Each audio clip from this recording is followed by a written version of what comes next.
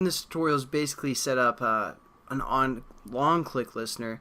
I'm not sure if I don't think we've done that before, so that's what this tutorial is going to do.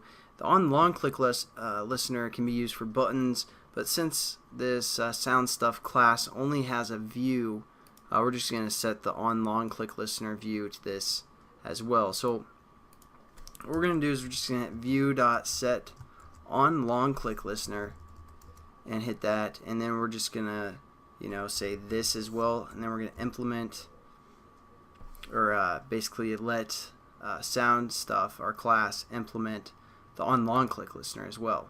So again, it just puts a comma OnLongClick listener, and then we're just gonna say add unimplemented methods, and down here is our OnLongClick listener. Now what we're gonna do is we're gonna set up a media player variable or object as well. We're gonna call this MP. Then we're going to set this equal to media player dot create context this, and resources r dot id dot r dot what's going on? I'm sorry, r dot raw dot, and then our background music. And again, we're just going to set this variable so our whole class, all of our methods can use it. So we're just going to cut that and do MP here, and then set up our object above the onCreate method. So there we go. We basically set up a media player as well. And now what we're going to do is we're just going to say MP.start down here. And we're basically good to go.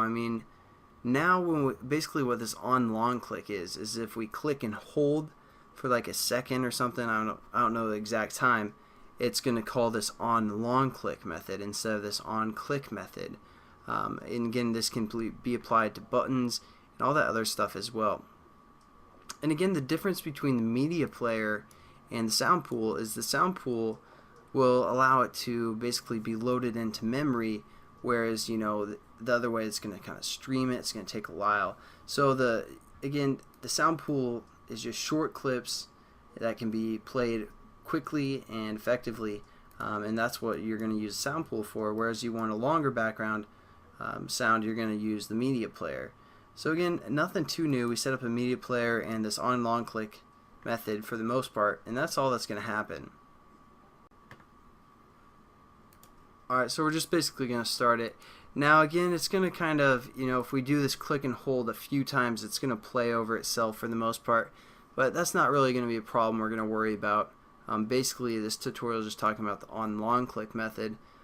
So yeah, it's not the most efficient little application, but that's fine. Just to introduce this new method that you guys can use for buttons or views or whatever you guys want to use this OnLongClick for. And let's get this started up here. Turn up the volume. Sound stuff. And if I just click quickly, it's still just playing our sound pool, but if I click and hold, it starts our music. And then we can still click and it plays our sound pool stuff, as you can see. And there we go.